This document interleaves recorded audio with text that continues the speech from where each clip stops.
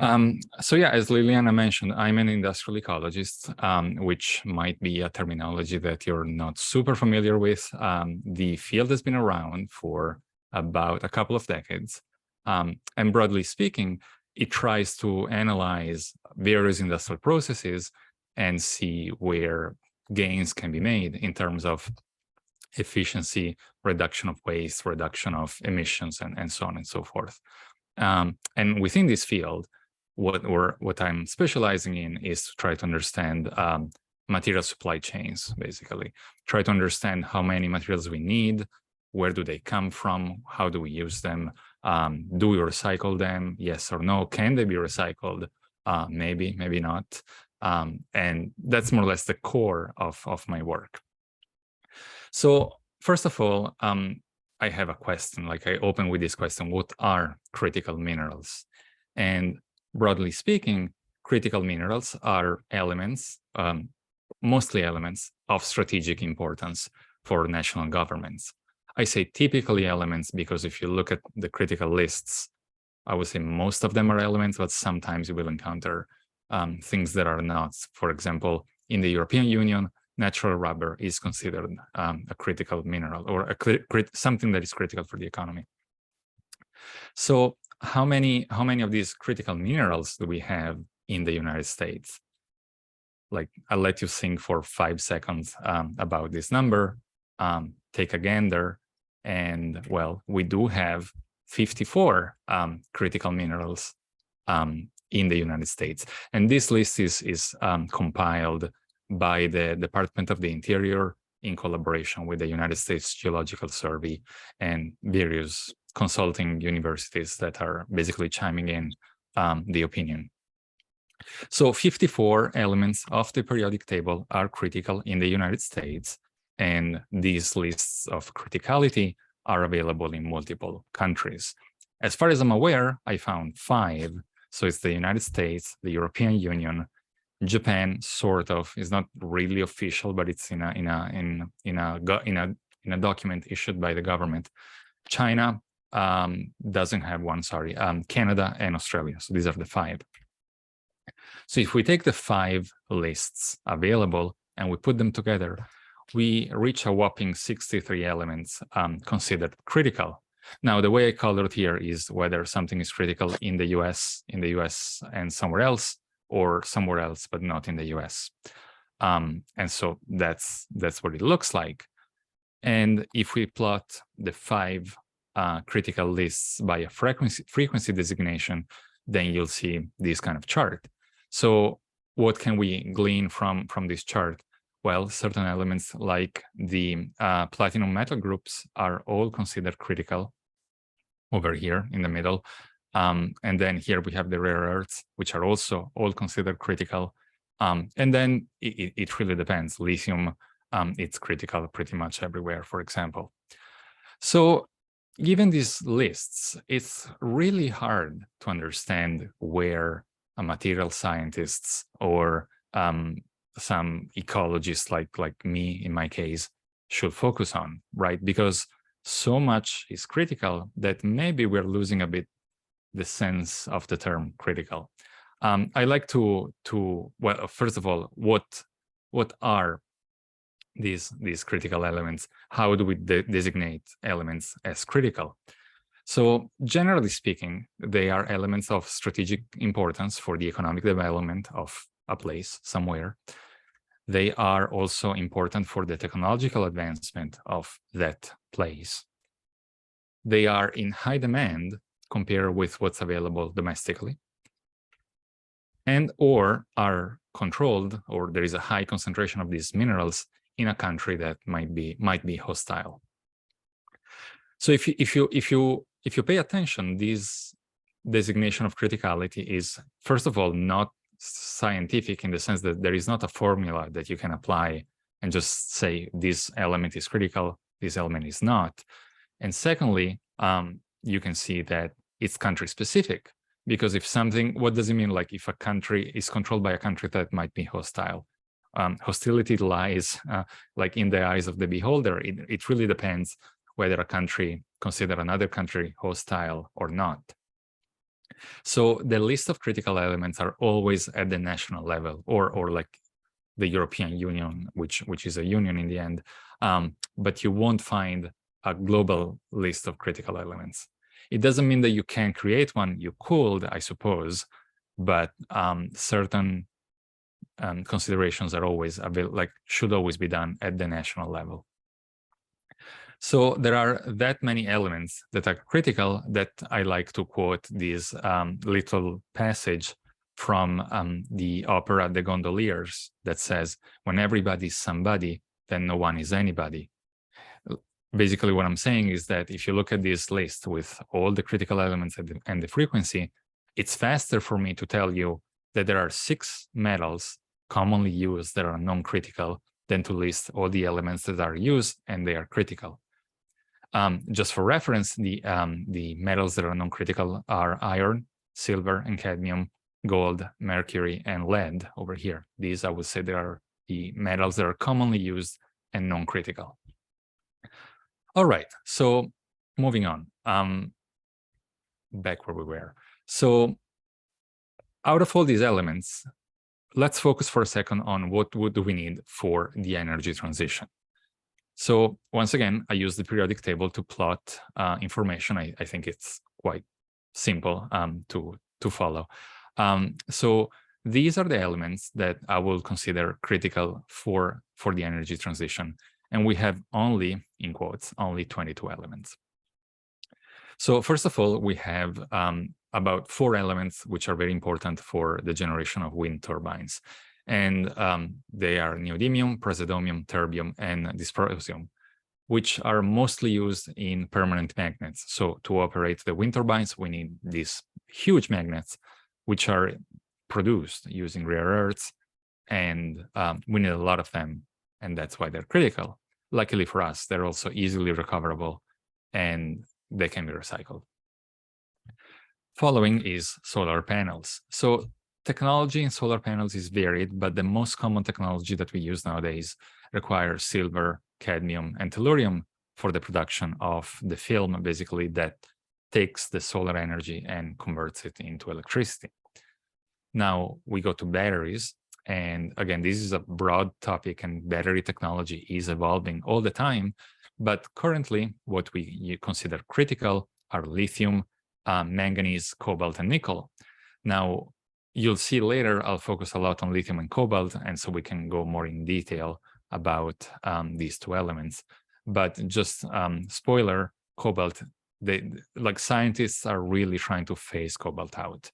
So it's critical nowadays. I don't think it's going to be that relevant for batteries in 10 years from now. We'll see. Then we go to nuclear power, which is uranium and thorium. And then finally, all this energy that is produced needs to be transmitted, of course. And so we have all these number of elements.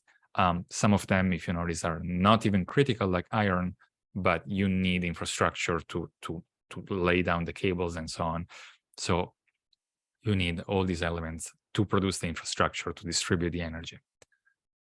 So I will focus now on only 2 elements that I studied in great detail, which are lithium and cobalt. So first of all, why focusing on lithium and cobalt? Well, first of all, both elements are critical for the US Department of the Interior, which means that pretty much any information that you can give to the Department of Energy will be happily received. So that's one reason why we did it. The second one is, and this is a bit sort of like counterintuitive, is that a lot of the lithium use in the United States is non-disclosed by the United States Geological Survey. And this is why, this is because the USGS considers lithium of strategic importance. And so by providing public data, they assume that foreign countries will gain an unfair advantage over the United States. So if you go on the USGS website and you browse the lithium information, a lot of it is withholded. And yeah, you can't do much with it. Number 3 is that nearly all lithium and nearly all cobalt comes from abroad. Both lithium and cobalt are mined at very small rate in the country. Cobalt just recently. I think they reopened a cobalt mine in Missouri last year, or they're about to restart production. And lithium, as far as I remember, there is only one producing mine. It's not even a mine, it's a saline in Nevada. Number 3 is that these elements are used to produce batteries, which are necessary in electric vehicles. And so if we are serious about this energy transition, and so electrifying the automotive sector so that we can hopefully reduce the net emissions that we get from that sector. I mean, of course, you would not have tail end emissions, but you will have emissions related to the supply of energy and the production of the cars. The hope is that these emissions will be lower than the internal combustion engine counterpart.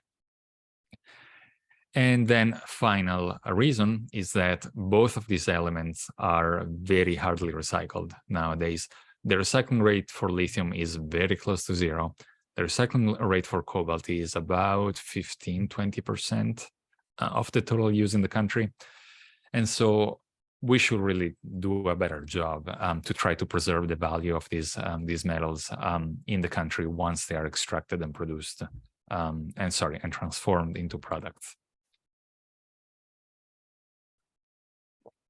Okay, now let me lay down some terms that I'm going to mention so that we're all on the same page as to what I'm saying.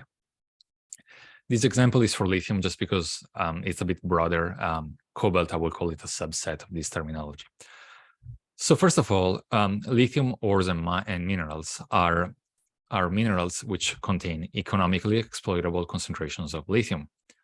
In the case of lithium, the rock that most commonly is used to produce commercial lithium is spodumene, but there are others. It really depends on concentration, mineral commodity cost, and things like that, what's mined and what not. Second, we have the brines. So brines are highly mineralized waters that are rich in lithium. So brines are basically, the photo that I had at the very beginning of this presentation were lithium brines, where water goes into these basins and then evaporates slowly, and then salt concentrate, and then finally this salt is processed. The concentrates at this point are minerals that have undergone mechanical or chemical processes to increase concentration. So you still don't have pure lithium, but you have like a high concentration of lithium. Finally, you read about the chemicals, which are basically primary compounds of lithium. The most common ones are the lithium carbonate and lithium hydroxide. And then if you read the literature, you will find ambiguous terms, which I invite you not to use just because they make sense in context, but otherwise they're ambiguous. One is lithium salts. Lithium salts are either used for brines or used for indicate lithium chloride, but they are two different things. But the term is used interchangeably, so it's not really good. It's not really good practice to have something that is ambiguous being used in your research. And finally, it's lithium products, which is a catch-all sort of like terminology. It can mean final products which contain lithium, like batteries. Batteries are a product of lithium production, but also, it could mean any good that is traded that contain lithium. It could be like concentrates are a lithium type of lithium products. So again, it's a terminology that makes sense in context, but not as much by itself. Like, it can be confusing. Okay, so this is a simplified chart. It's still a bit confusing, but trust me, it's a simplified chart of how we can go from the extraction of lithium to the products at the end.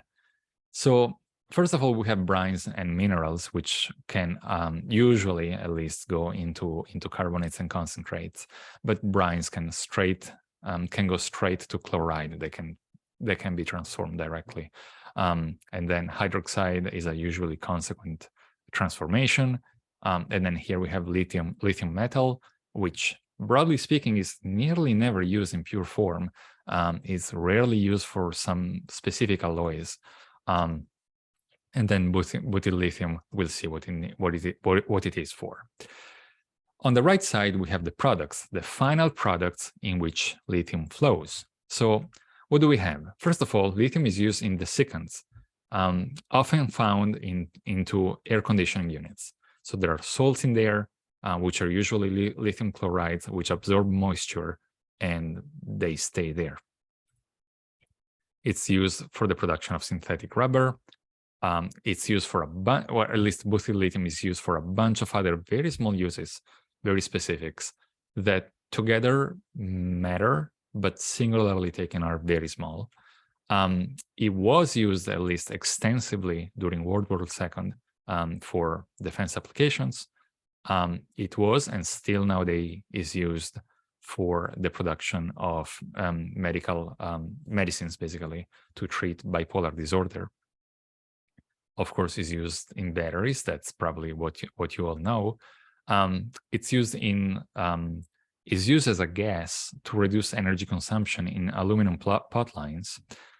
It is extensively used in lubricants in the United States, not as much in Europe, but in the US, it's not hard to find a lubricant that says lithium-based lubricant. And then finally, the most common use of lithium, which probably not many people know, is in ceramic glazings, which basically it's mixed in the glaze to give shine to ceramics. Okay, so if you need to do this kind of studies, if you need to somehow go from somehow quantifying the extraction of brines and minerals to all the final products and link everything together, how can you go by? The tool that we use is material flow analysis, but the specific data sources are various. And the tricky part is basically to find the sources and harmonize them so that they make sense all together. So a gold mine for information on minerals in general is the United States Geological Survey mineral commodity data, which are released annually, and they're very specific. They're basically go on element by element, and they're really good. Not in the case of lithium because they withdraw a lot of information, but broadly speaking, it's a great place to get data. The British Geological Survey, again, is a good source, very, very UK specific, but if you need to understand how things work, and some global data is available there. Then you need all your trade data, basically what comes in and what goes out of countries that contains lithium. And the United Nations Comtrade website is, again, a great place to get all the trade data.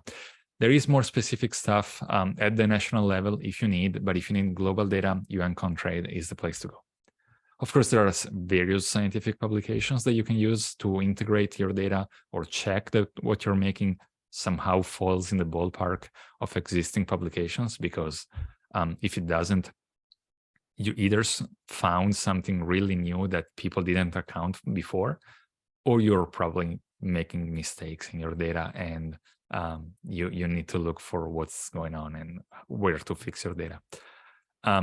You need extensive use of industry articles, from basically what we call the gray literature, to integrate your studies. And then mining company financial reports are, again, a good source to understand extraction, at least at the very origin. And then it might still not be enough. You might need to contact some experts to figure out processes and things that go on in specific cycles. Okay, once you have all of these and you have all your data and you put it together, you can finally start to showcase your results. So from now on, I'm going to show you the results. Let's assume that I did my job. I found all the data, I harmonized it, and this is ready for publication. So this is the global extraction of lithium against the United States. And you can already probably get a sense that for years and years, for about 40 to 50 years, the United States was the global producer and consumer. Well, you don't see the consumer here, but the global producer of lithium in the world. And it's only from, roughly speaking, 1995, 1992, that the rest of the world overtook the United States in lithium production. So the same chart plotted in 100% terms is shown here. And you can clearly see that the 50% mark is around 1992, that the United States basically drops its production against the world and becomes very small. If you're wondering what's happening here, why this like sudden step, that's because there was a closure of the last mine of lithium in the US. I can't remember what it was, but they closed the mine, and what remained here is the production of the brine, the saline in Nevada. Okay, so you have the US production, but the US is using a lot of lithium that does not come from the US. So with the trade data, we can see what's going on, and we can see the balance of import and exports. So the US historically has exported very little lithium minerals throughout its history, but it has imported quite a lot. Once again, there is a drop here because the US stopped processing its lithium minerals in the country. And what the US does is that it actually tends to import sort of like intermediate products, what I will call lithium chemicals. And here they are. So there is much more import and exports going on at this level of the production stage, rather than at the extraction and the trade of raw elements, which in a sense makes sense, right? You don't want to really export lithium ores or concentrates just because they're low in value, right? There is a lot of stuff in there, a lot of rocks that have very low value, and they cost a lot of money to ship around the world. So it's better to try to process them locally and then ship a chemical, which is much more high value, than to ship something that is more of an intermediate primary product. And then, of course, we have our lithium products. So this is the lithium that is contained into final user products. So take lithium in, not only lithium in batteries, but for example, if you buy an Apple, a laptop from Apple, those laptops are produced in China. When you buy it, when it's imported to the United States, batteries are already inside the laptops, and you won't find that information for battery specifics. You need to find your laptop trade data and estimate within the laptop how much lithium is there. So data stops at 1991, not because it doesn't exist before that, but because in 1991 is the year where there was the creation of the harmonized system codes. Basically, before 1991, each country had its own like codification systems for products. And so it's impossible to make sense of what's leaving a country and what's arriving in another country because the categorization is inconsistent. So it's only from 1991 that we finally see shared codes that can finally be used for cross-country comparisons.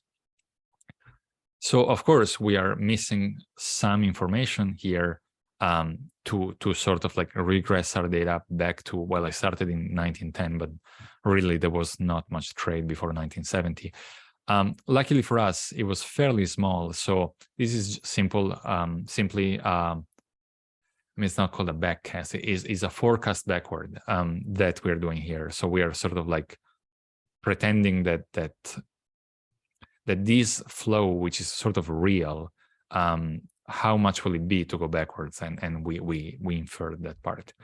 It's fairly small, so I'm not too concerned, basically, that this part is non-realistic. Okay, so now that we have everything, we can finally understand what products are used in the US and where the lithium goes. And that's what it is. So here I titled this chart, the US domestic material consumption for lithium by sector. So let's try to dissect it a bit because there are several sectors. So here at the bottom, we have air conditioning, which is prevalent, but not too important. And then followed in purple by the aluminum production, which is much more important than you will think, especially when it was discovered in the early 70s. I mean, not really discovered, but when it really became popular in the 1970s.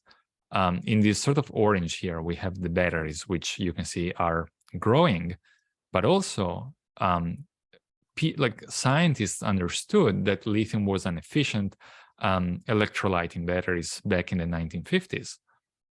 They weren't called lithium-ion batteries, but they were using lithium in the batteries.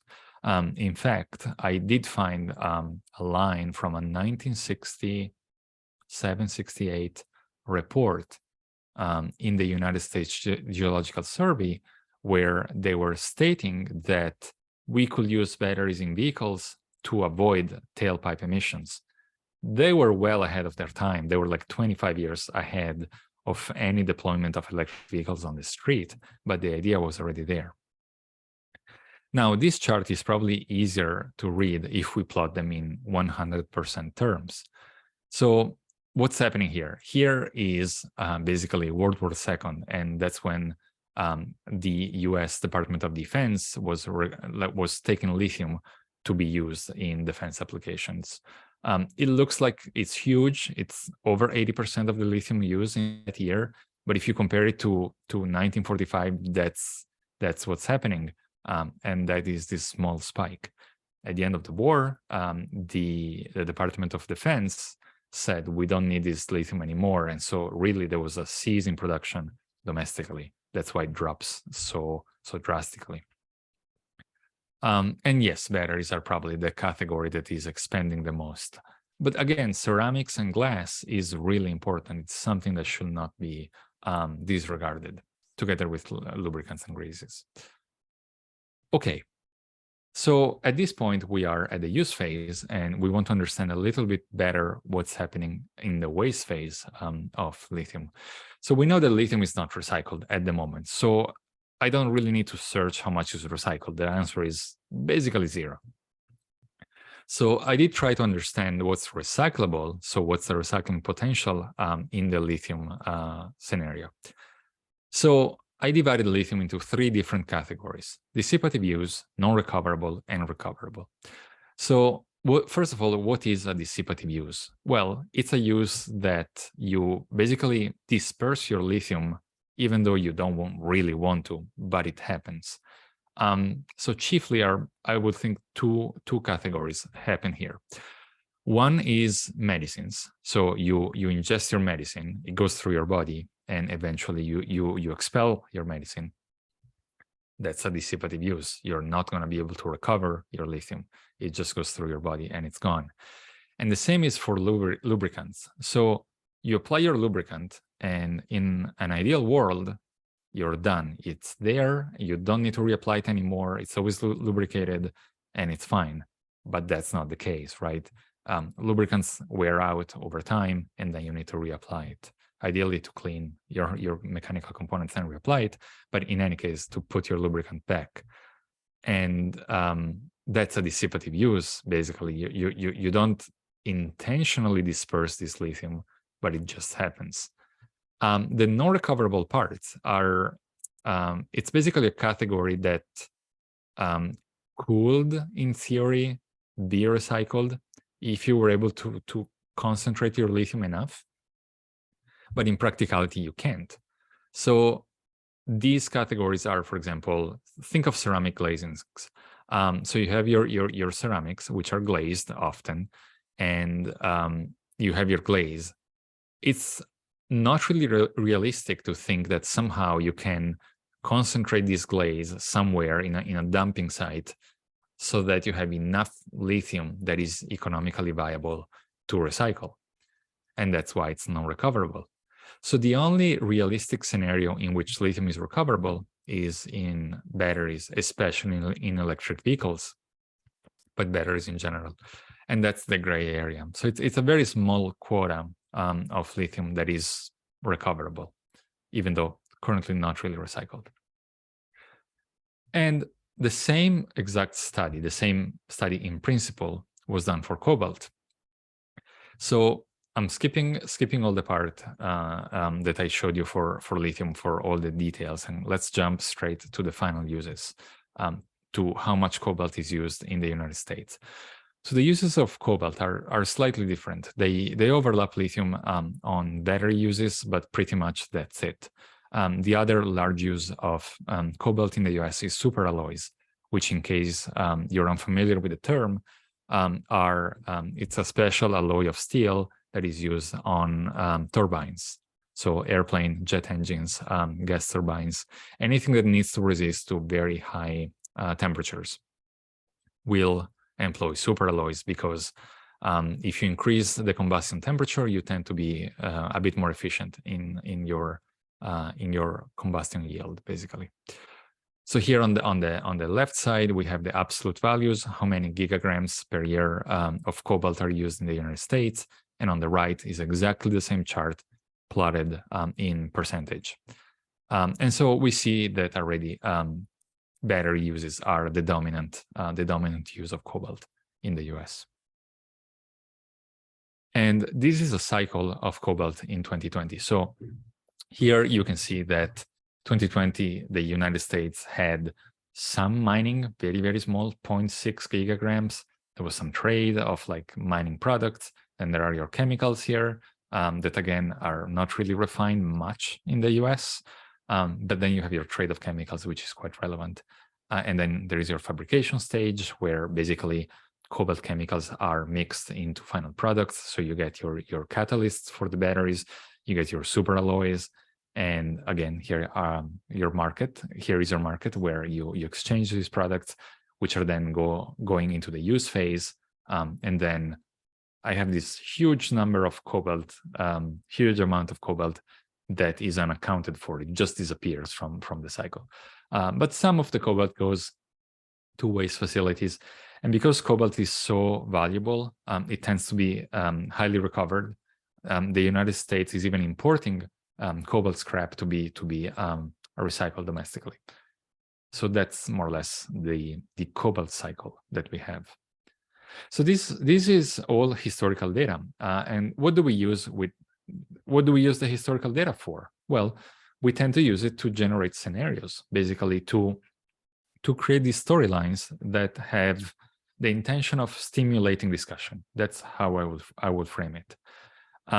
So the scenarios are useful to understand the variability of future demand and how much waste is going to be generated, especially when compared with the national availability of resources. So we do create our scenarios based on the shared socioeconomic pathways, which are a set of scenarios developed by many, many scientists, probably in the order of like 100. It was a very like a global effort, which generated 5 different storylines, which are plotted here on the screen. So you have on the bottom left corner your sustainability scenario, where imagines a future where people are concerned about the environment, concerned about social and economic sustainability, and are working together nationally and internationally to generate a better future for all, let's say. And then you have your other scenarios that are either dealing with challenges for mitigation or challenges for adaptation here on the horizontal axis. And then in the middle, you have your middle of the road, your middle of the pack. The good thing about these scenarios is that they provide population and GDP data for each scenario for each country in the world, which we leverage then to plot our lithium and cobalt scenarios. So adapting the current storylines that we are given, we see scenario number 1 as the sustainability scenario, in which nations and government work together to limit environmental impact in the name of the greater good. That's a very idyllic and idealistic scenario, but we like to include it to see a best case scenario. In the regional rivalry scenario, we imagine that countries are basically fighting each other to be economically dominant. And because of this reason, trade is hindered, right? You don't want to trade your resources with your neighbors because the neighbor will gain an advantage over you. And so there is like this hindrance in national trade. Now, number 3 is the income inequality, where we imagine a future in where as long as the issues like the social, economic, and environmental issues happen somewhere else, it's fine. As long as me in my country, I'm happy and I don't pollute my air. That's the idea. And then the 4th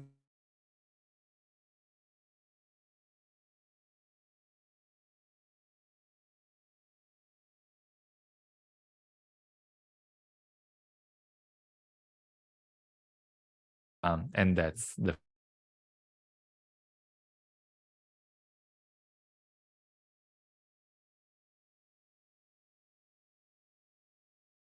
choice that we did, and some people disagree, and that's fair. But we imagine, we don't want to give you basically the business as usual scenario, because it tends to get too much attention. And especially when you go to policymakers, there is a sort of an unconscious bias towards that middle of the road scenario as the real scenario, the one that is going to happen, which probably is not. Like things change all the time.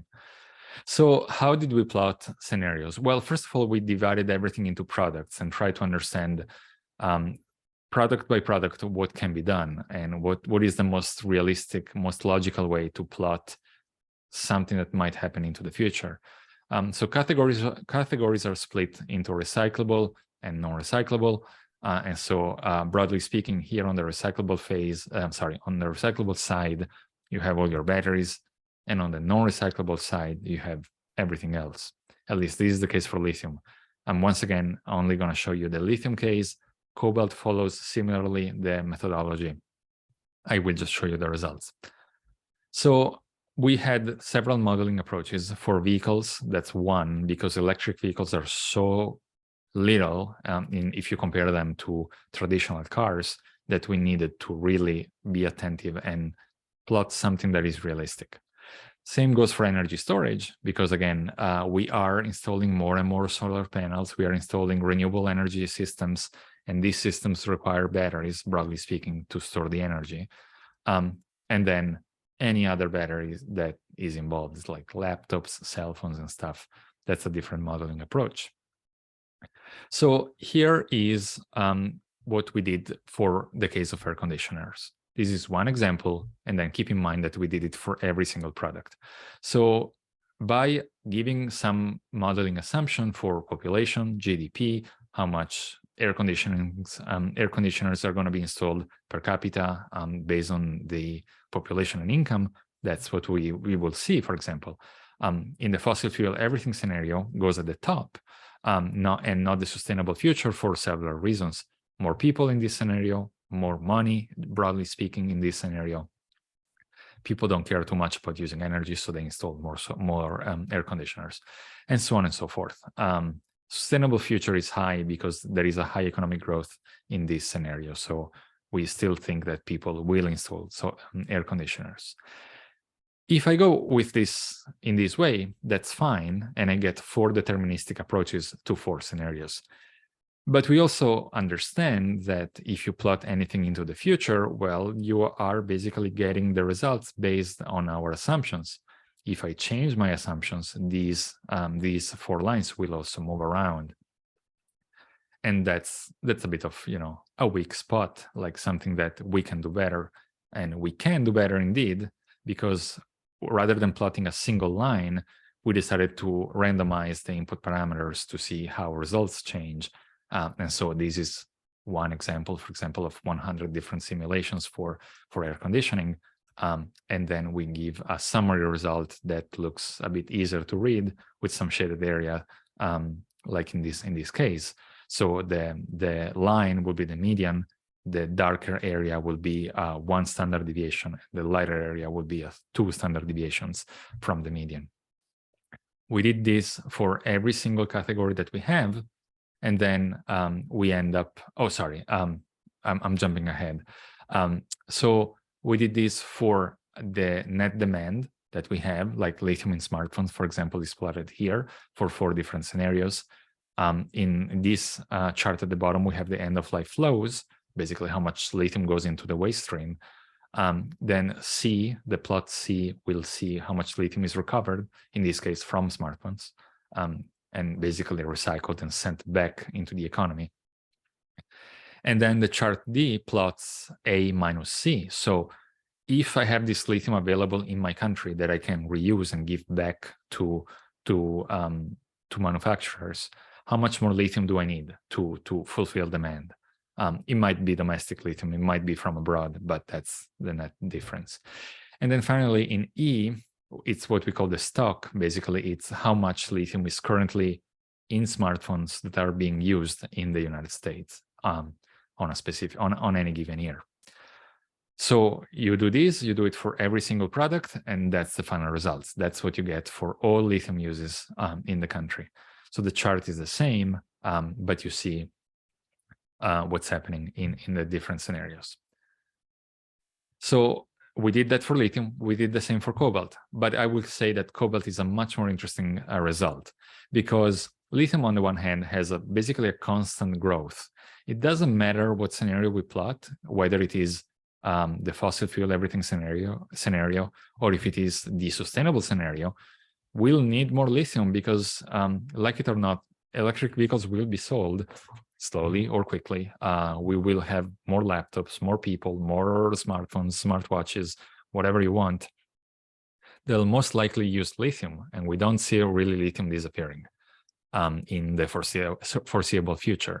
But cobalt is very different, because cobalt is actively being phased out in battery production, because cobalt has all those issues related to geographic concentration, the fact that China produces 80% of batteries, and so basically they are the world, they control the whole battery production globally. And so scientists are trying to remove cobalt from cathodes.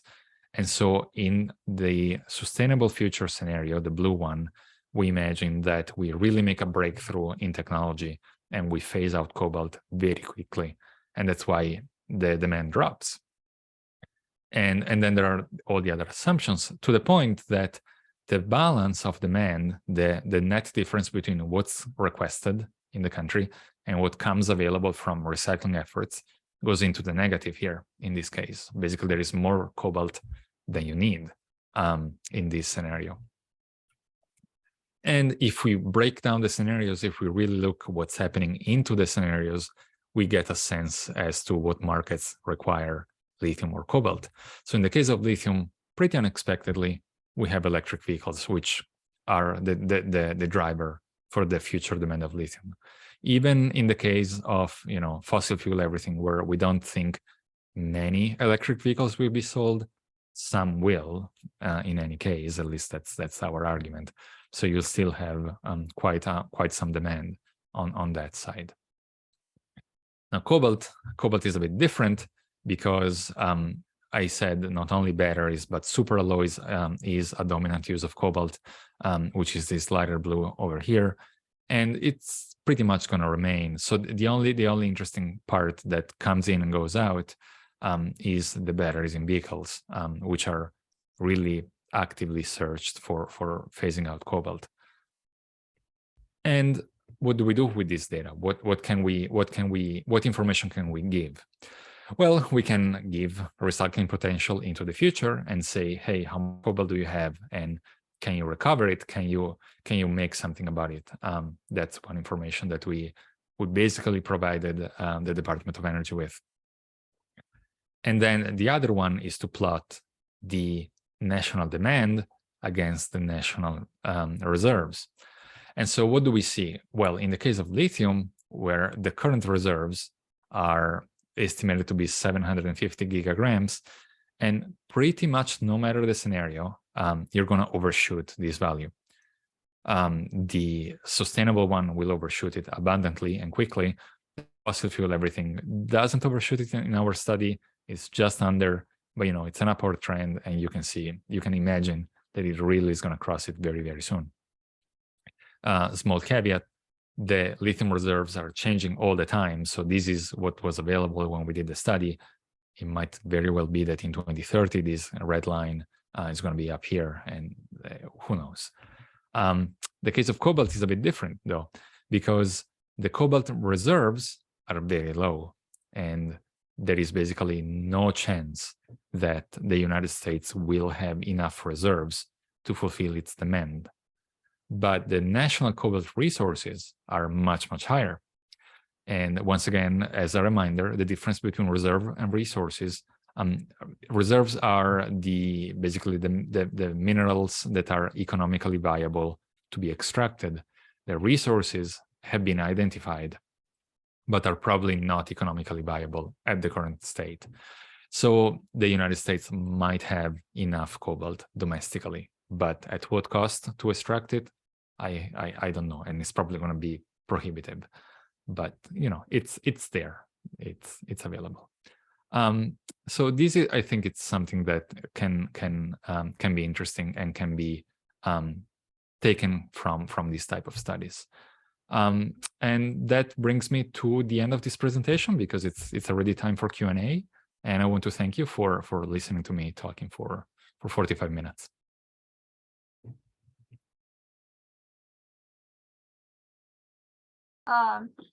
Thank you very much, Alessio. We are taking questions from the audience. First of all, thank you very much for explaining so many trends. I presented some in my class, but I had no clue what I was showing. So now I hope that me and my students have a better understanding of what this trend actually means. So thank you. Anybody who has questions, please unmute yourself and ask.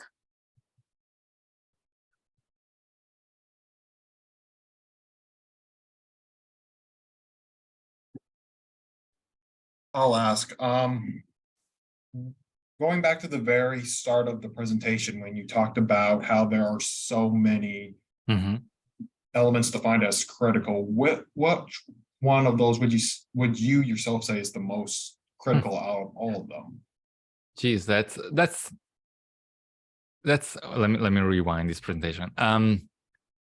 It's tough in the sense that it really depends what you want to focus on. Like, do you want to focus on, for example, reducing emissions? Then we need batteries, basically cars. Like that's something we can curb. And so you probably need lithium and manganese. If you talk to somebody who works in aerospace engineering, it will tell you maybe we need cobalt because we need more superalloys for something like that. If you talk to a nuclear scientist, it will say, well, we need uranium because without uranium, there is no nuclear power plant.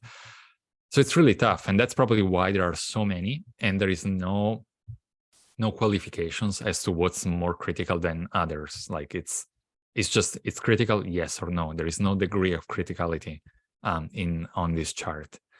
And we've been discussing, like, does it make sense to provide sort of a ranking to say, hey, this is more critical than that? Tough, right? It's really tough. I'm trying to remember. So we did a study that went out about a year ago, and it's in Nature Communications. And I don't know if any of you has ever stumbled upon it, where we basically plot a bunch of data for every single critical element that accounts for how much of it is in the US, how much is used, how much is recycled. And the top one, the one that always topped every chart, I think it was dysprosium, which is using magnets. But I might be wrong. I would have to go back and check that chart again. That one was basically recycling 0%, availability domestically 0%, importance like 100%, something like that, substitution 0. So maybe it's that one, but it really depends on the context, basically, that we're using it. Other questions? You talked about cobalt being a critical mineral, and you also talked about that scientists are trying to look for alternatives. Yeah. So does that make it less critical mineral?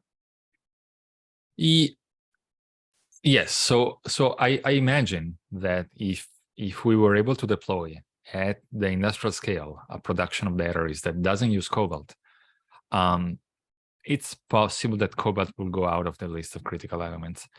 But also, cobalt is not only used in batteries, right? It's used in superalloys extensively.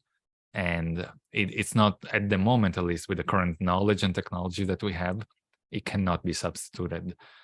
So it probably will not go out anyway. It will probably stay there still. But yes, so there are already batteries that work at the lab level without any cobalt in the cathode. The issue there is always translating from a lab situation from industrial deployment, where you can produce millions of batteries every year, and that's the main issue. Thank you. Other questions? Yes, Okay. James? All right. Yes. In your models, do you see, I couldn't really tell, but you have these lithium reserves that you're always going to be butting up against. Are they basically putting a stress back in the system towards a fossil fuel everywhere scenario? Okay, so the reserves is the economically viable amount of lithium that you can recover given the current lithium price and lithium cost to process. But there is so much lithium in the world that I would not worry about lithium shortages. So I said that lithium is either mined or comes from brines, from basically seawater. The issue with brines is that it takes about 18 months from start to having enough concentration of salt that you can process it.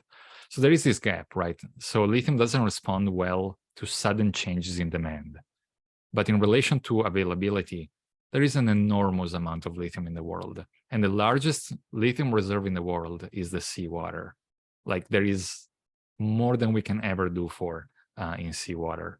The issue is that the concentration in normal seawater is way too low. There was a guy in Japan who was able to synthesize lithium from seawater, but he processed like, I don't know, 10,000 liters of water to end up with a handful of lithium. So it didn't make much sense, but it's technically possible.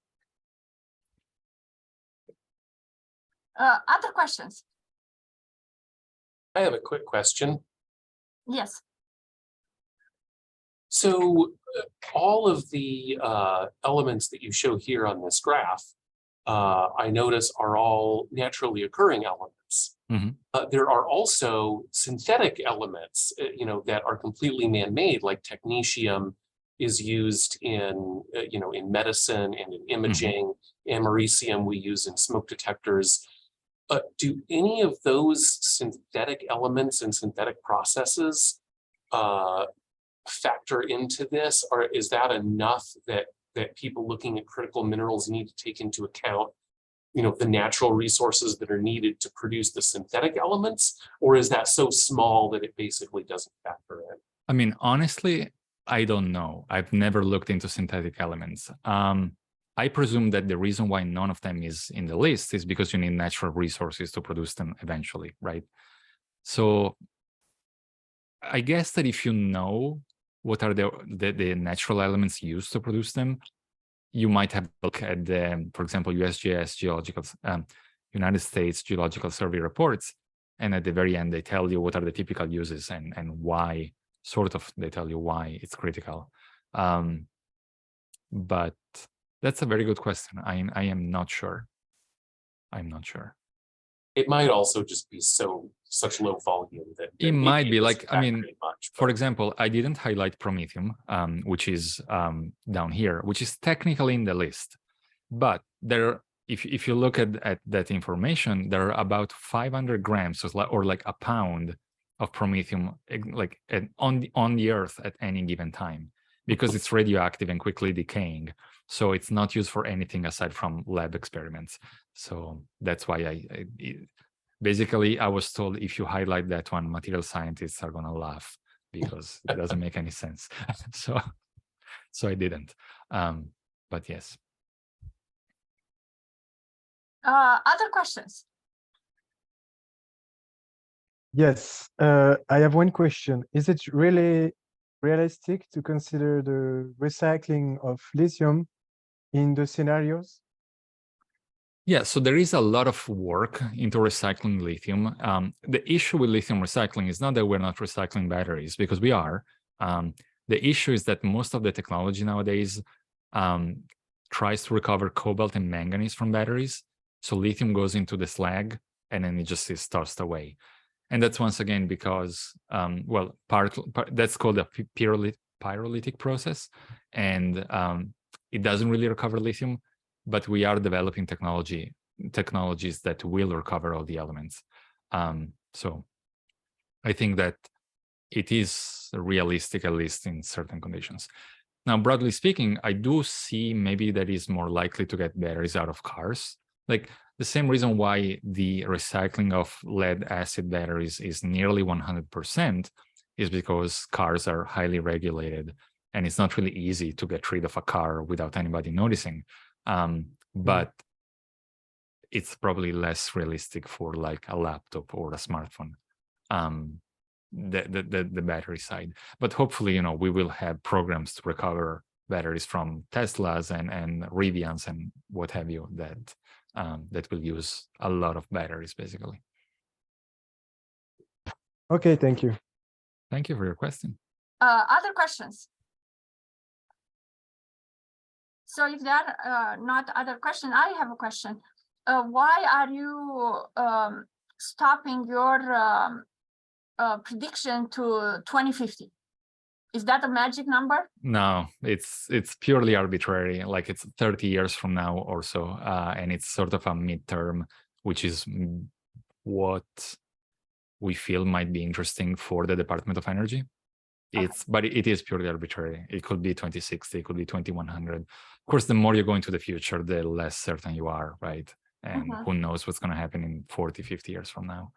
Yeah. I mean, even 30, to be honest, but... Kathy, I saw that you want to ask a question. Is that true? Hi. Hi. I was just wondering if you've looked at the mining of meteorites and how that might affect your studies.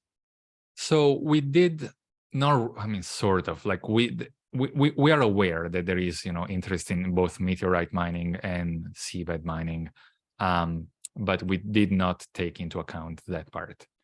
I can't even quantify, to be honest, how much. I know that they're very rich. I don't know how feasible, or how realistic it is that in the next 20, 30 years we will mine meteorites. It's an interesting question though, and I'll think about it, definitely. Other questions? Is anyone in the audience who would like to ask a question? Well, if not, I hope we all have enjoyed your talk. Alessio, thank you so much for taking the time and presenting today. It was a delight for me, and I hope for everybody else. And finally, we learned something new. Thank you so much. And if you want to reach out, well, phone, not as much. I work from home a lot, but you send me an email, and we can always have a chat. Okay. Yeah, thank you again for having me. Thank you so much again. And thank you everybody for attending the lecture. See you for next time. Bye. Bye. Bye-bye.